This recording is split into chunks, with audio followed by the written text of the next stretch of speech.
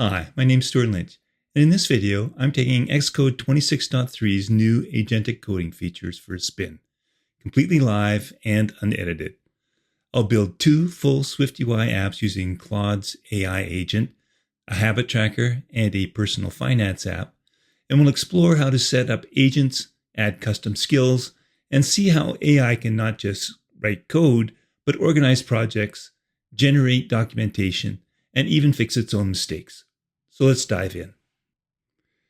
All right, so then let's start by taking a look at the Apple's documentation and seeing how we can actually set up our Xcode in order to use agentic coding. So there is this link here, and I'll leave that link in the description as well. And what you need is at least Xcode 26.3. So I'm going to bring up Xcode here. And you can see I've got 26.3. And I'm going to start, first of all, by creating a new project. And you'll understand why I'm calling it this in a second here. But I'm going to create this project, and I'm going to call it, it'll be an iOS app, and I'll call it Habit Tracker.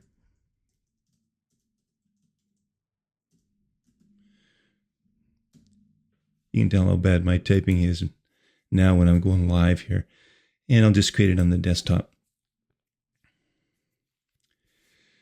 So it's just, as you can see here, just a generic project, nothing, I haven't done anything yet. And let me just expand the screen a little bit here. Okay, and get the preview working over here. All right, so first thing I'm going to do is I'm going to go to Xcode, and I'm going to go to Settings. And I'm going to go to the Intelligence tab.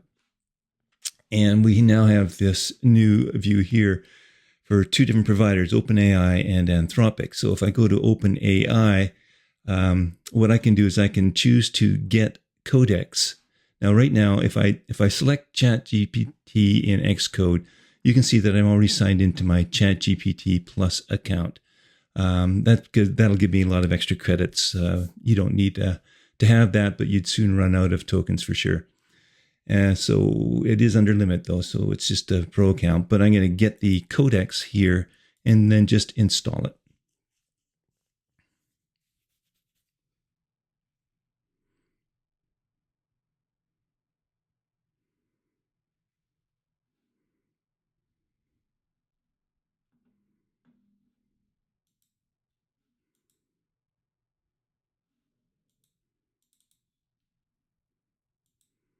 So it tells me that I'm not signed in, so I'll sign in with my ChatGPT account. And I'll continue.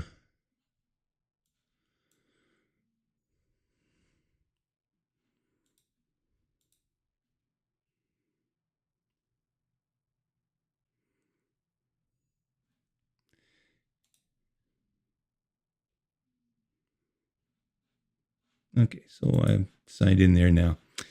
So that's codecs. I'm not going to use it for this demo though, but it basically works the same way. I'm going to return here and now go to Anthropic, which is Claude. So I'm going to get the Claude Agent, and I'm going to install the Claude Agent.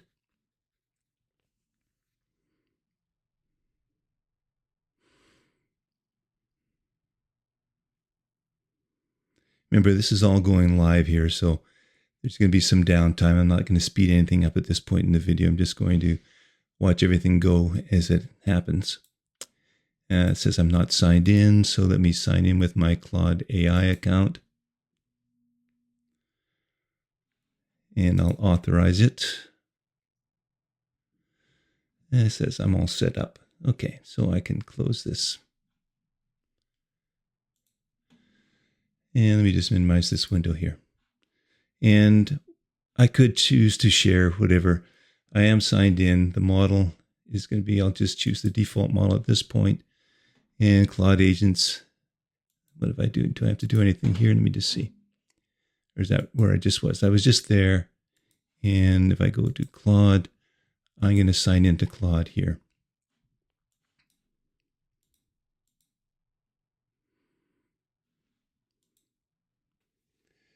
Okay, I got called away for an hour. You can probably see by the timestamp here, it's now 10:13 in the morning. But keep an eye on that, because I'm going to dive right into getting the Claude Agent actually to build an app for me here, and we'll see how long it actually takes to build something that's actually pretty good. So let me just go back and close off this now that I've set it up.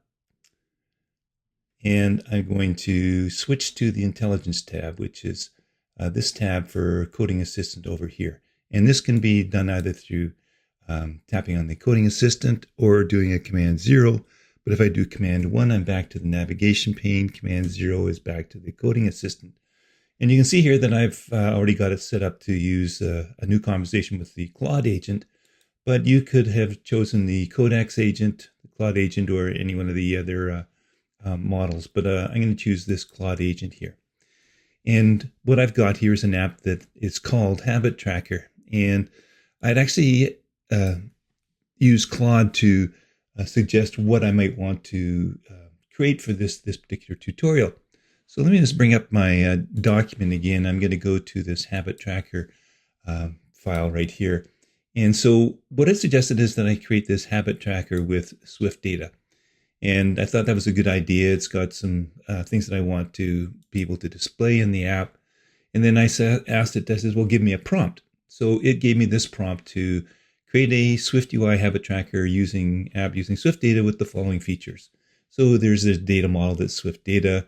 It's got a bunch of features here with visual indicators, current streaks of each habit, color-coded habits using SF symbols or colored circles, be able to edit and edit habits, and have a detailed view that shows habit history for the last 7 to 14 days. So that sounds like a pretty good idea. So I'm going to select this prompt and just copy it. And then I'm going to go back to Xcode, and I'm in this assist pane right now. And I'm just going to paste the prompt into the conversation. So that's exactly what I've just done here. Now I'm going to hit enter. Now the first time you hit enter, it's going to ask you to give permission, which I've already done in the past. So I'm just going to hit enter right now. And now it's starting to do its thing. And the first thing it's going to do is it's going to read whatever your existing project is, just so I can get a handle on things. And as you can see, there's nothing in here. And so what it's going to do is it's going to create this comprehensive habit tracker app based on my instructions. And now it's creating a plan. And it's got a number of steps in this plan. If I select this plan here, it's going to show me here all the different steps. It's going to create the models, update the entry point, create the content view with the habits list, and so on all down the list. So now it's going to go through this plan, and each time it creates or finishes something on the list, it'll check that object off. So it's created the models. That's what it's working on right now. So here it's going to create, looks like a models folder. I'll have it. Well, let me see what's going on. So I'm going to hit Command 1 to go to the navigation pane. Doesn't look like anything has happened yet. Let me switch back. Oh, there we go. No. Yes, it's created a folder called products. And in here, it's got 2 files. And you can see that it's imported SwiftData, and it's got the model for the habit and so on, and the habit log. And it's also modified my habit tracker app so that the entry point is going to go to content view, and it's using the model context for the habit and the habit log. Probably doesn't need both of these because it's a one-to-many relationship, but nevertheless. So I'm going to go back to content view and watch what's happening in here. And we can see here that it's already started to make some modifications here. And it's going to give me some empty state view, which I assume is going to be a content unavailable view or something. Anyway, we'll get back to that. So let me switch back to the plan here, so we can see that what it's done is it's created the data models. That's updated the entry point. It's created the main content view with a habits list. So now what it's doing is creating an add edit habit view for creating and editing habits. So it's churning away through here. We've still got one error showing here. It's not building. It's failing to build, but that's likely because it's calling something that it hasn't built yet. So as we see here, it's going to go through. There we go. So it's created, and we now have a successful build so far. The canvas is paused. It's asking me to create my first habit. And it's going through here, and oh, okay, it looks like it's built successfully. And here's everything that it has done. And it's creating telling me all about what exactly that has been created. So it looks like it should be working here, but I don't see any sample data. Oh, but let me just refresh the canvas. And refresh the canvas. Nope, still not showing. It's ready to run using the sample data button. Well, we're okay. Here we go. We'll press the sample data. There we go. So it's been in here and it's ready to roll. And I can see that if I can select this, it gets me to the detail view where it's showing me the last 2 weeks of when I completed that habit. I should be able to get in here and edit the habit. I don't like the red color. Let me change it to blue and let me save it. Looks great. Let me go back. Let me create a new habit. Stretching exercises.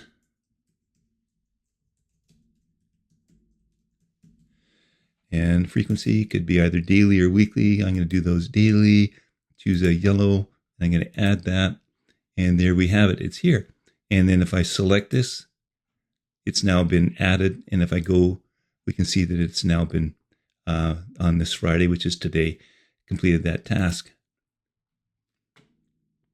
All right. Looks like it's working. What if I want to delete? I'm going to do a swipe to delete. Looks like it's done everything that I wanted it to do. Let me just take a quick look in here and see okay, here's a function that adds sample data. Oh, okay, it looks like that's habit row view. Let me go back to, oops, one, and let me go back to content. Oh, that is content view. And where's my preview?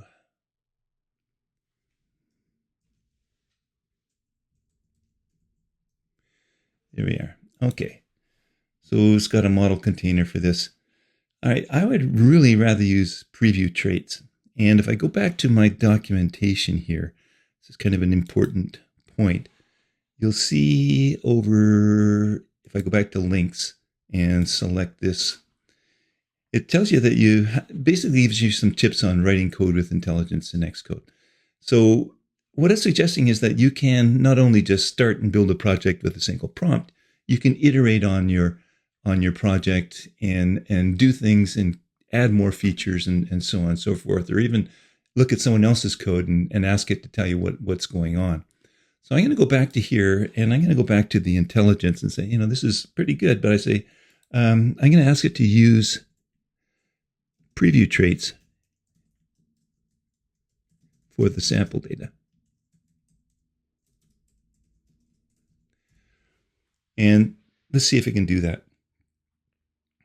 So it's checking out and looking at what's going on in here. So he'll update the code using preview trait for the sample data instead of using a debug button. That's a more modern SwiftUI approach for previews. That sounds like a better idea to me. I don't like that debug button for sample data. So it's going to update the content view and it's going to remove that debug. All right. And then it's going to, what's it doing here now? Added preview traits. It's refreshing my screen. Can't preview yet because it's still updating the other views that are required. So we'll see.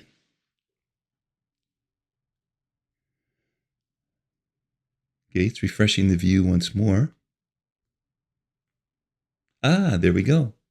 So now it's using preview traits for sample data. Perfect.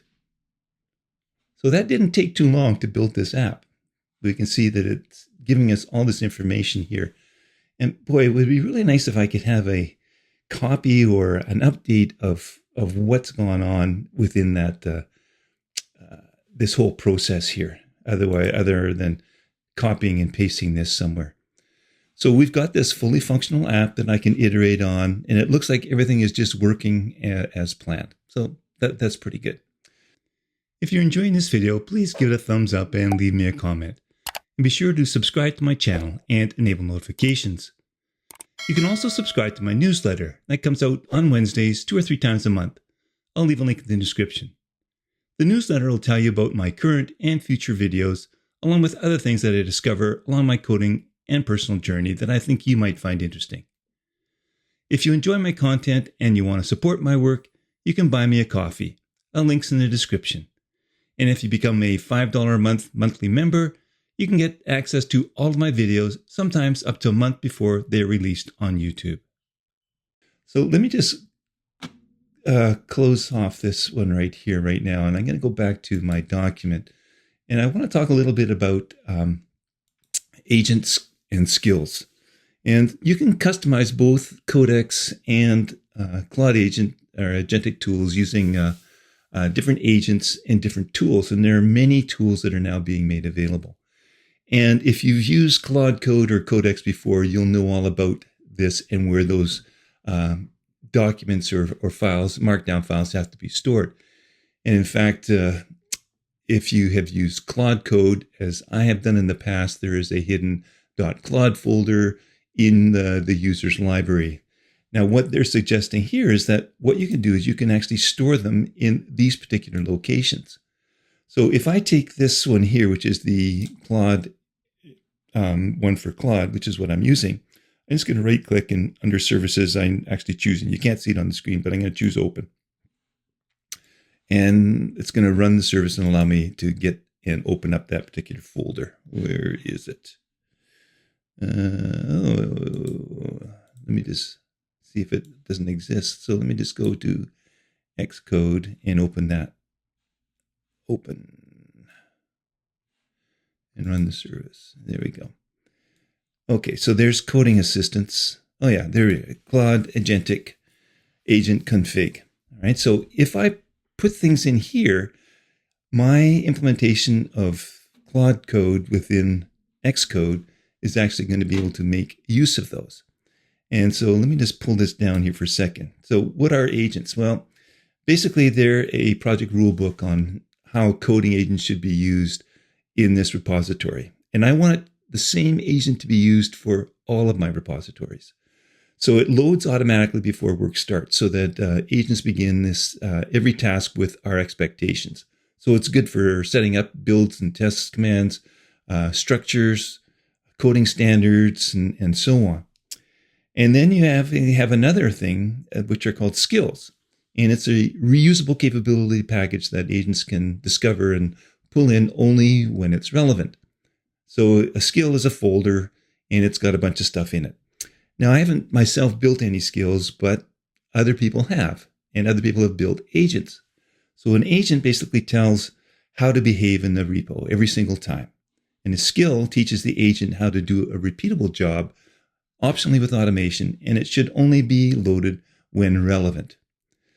So what I've found, or as a starting point, there is an agent that was created by Paul Hudson. So I'm just going to go to that, and it's a GitHub repo, and I'm just going to download the zip file for that repository.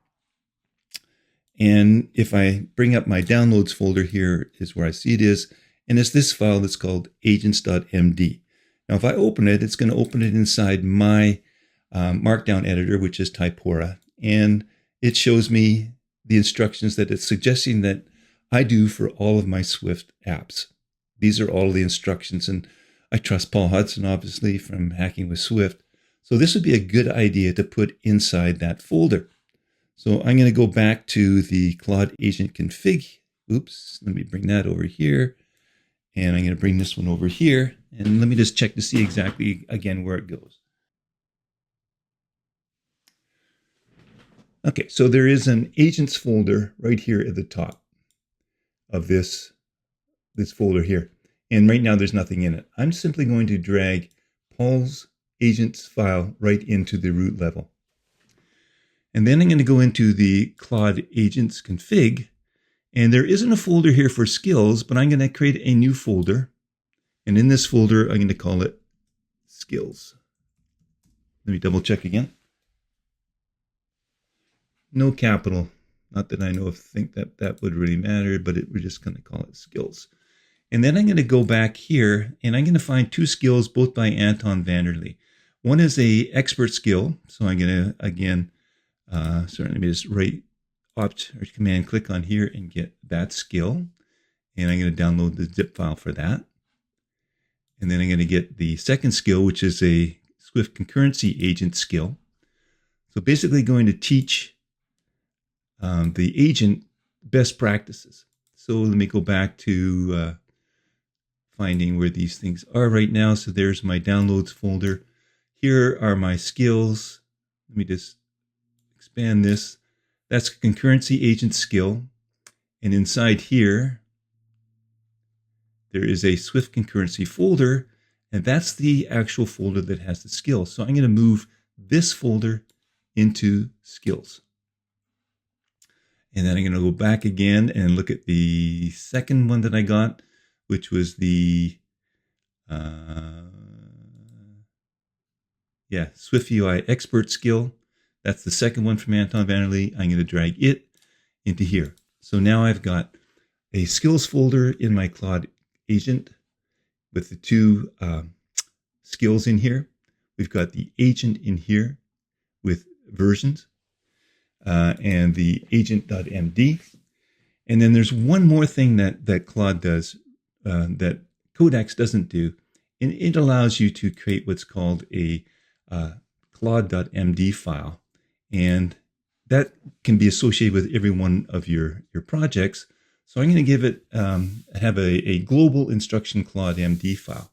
And these, I think I got most of this from Ruderank RAM, but basically it's project documentation requirements. And this is going to help me as you'll see in just a second here.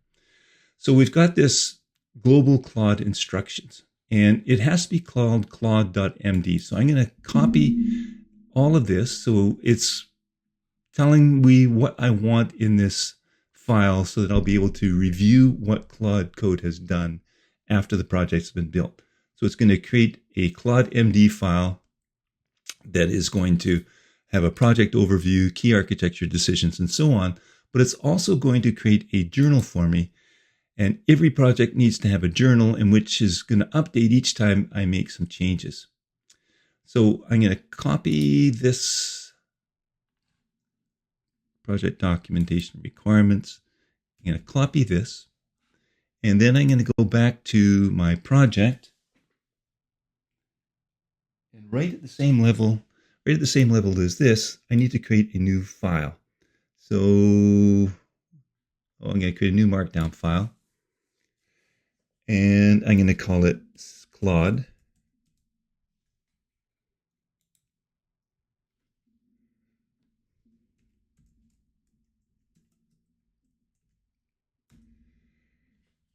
And then I'm going to open this in my editor, and I'm just going to paste in what I had. So now I have this Claude.md file. Okay, so how is this going to be useful to me? So let me just close this stuff off for now, and I'm going to return to Xcode.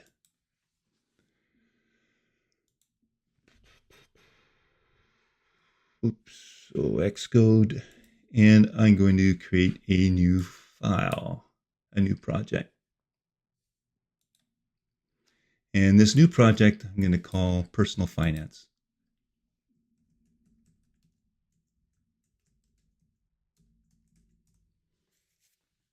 Again, I'm going to save it to the desktop.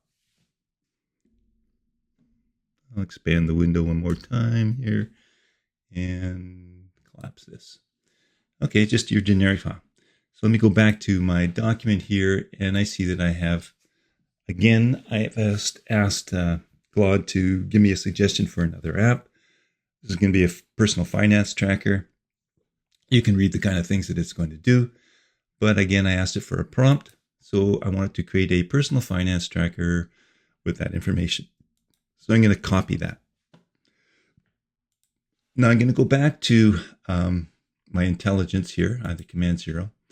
And the first thing I want to do is ask it, what skills do you have? And it's going to take a look and see if it's found any skills yet, because I'm not sure if I need to do that. Okay, so it's got Swift concurrency, Swift expert, and it's telling me all the different capabilities that I can do. So it's found those skills. I'm going to ask it, do you have any global instructions?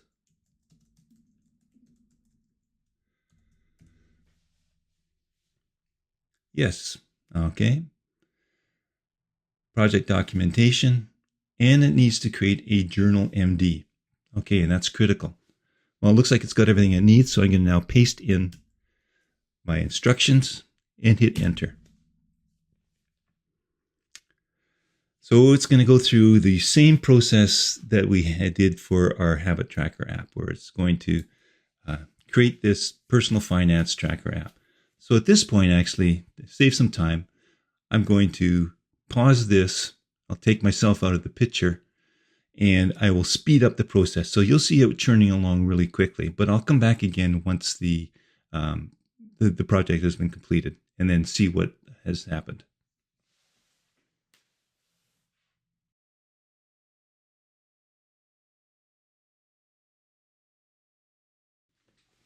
Okay, you can see right now that it's already created both the Claude.md and the journal.md files for me, and now it's going in and starting to create the SwiftData models.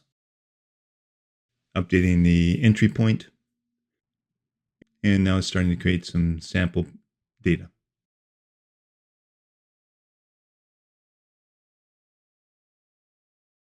Okay, looks like we've got something happening here. It looks like it's been completed.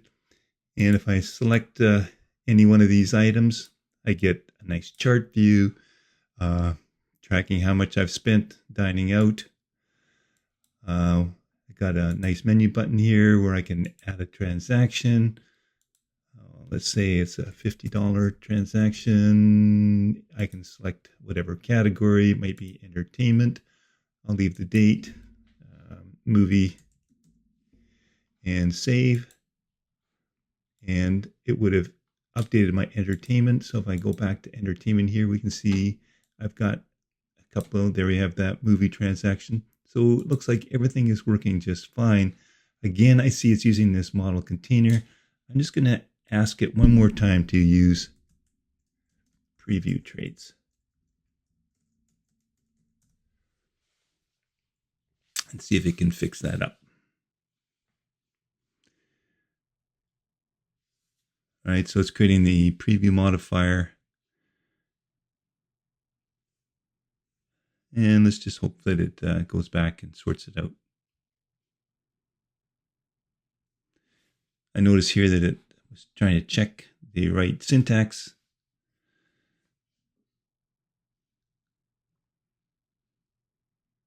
There we go. It looks like it fixed that error.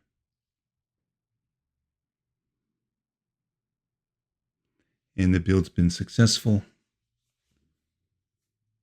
And it's changed, telling me what it's changed. Perfect. Right? So this is your preview provider. And now it's just using these sample traits. So let me just go back and review a little bit here of the whole process. So there's what I asked the question really basically at the beginning, but it's creating the project documentation files, which we'll look at in just a second. And it's gone through and it's created the models and started to, it's updated the entry point. And then it's creating the different views for dashboard, transactions, and so on. It's going through and building the entire app and fixing itself when it runs into problems. So that all happened, and here's the complete feature list. So if I go back to my project navigator here, you'll see it's even organized these things quite nicely into different folders here within the project itself. And my views are all organized very well as well. Doesn't look like there's anything in this components folder, but it probably deleted that as a result of something else. So we've got all the content we have here, but it's also got this Claude.md and this journal file here, which basically is documenting exactly what we asked it to do. We've got the project overview, the architectural decisions, the project structure, and so on, all as a markdown file. And then in the journal, it's basically going through and telling me, so what I'm going to do is I'm just going to go and show this in the Finder. And I'm going to open this in my editor, which is a better viewing of this. So the Personal Finance Tracker Engineering Journal is telling me exactly what I've done throughout the process of this development of this app. And it's given me all of the different information here that is going to be used in the app and the structure itself and why it chose the different tech stack and why. And in the first day of coding, which is right now, it made some decisions. It did the initial setup. It learned some lessons. It learned about different things and implemented those. Did some things wrong, improved it, squashed some bugs that it found some particular pitfalls, and so on and so forth.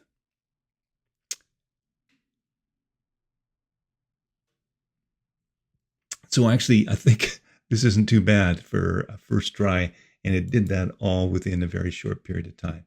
So I could similarly go back and take a look at the Claude file that it generated, and there's the architectural decisions and the project structure as well. So a lot of similar things between these two. So that's my first take on agentic coding with Xcode 26.3. If you found this video helpful, please like and subscribe to my channel. It really helps. And remember, you can get access to my videos by downloading my free channel listing app for the Mac, or you can use the web version on an iPhone or an iPad to get better searching and viewing of my content. Links are in the description.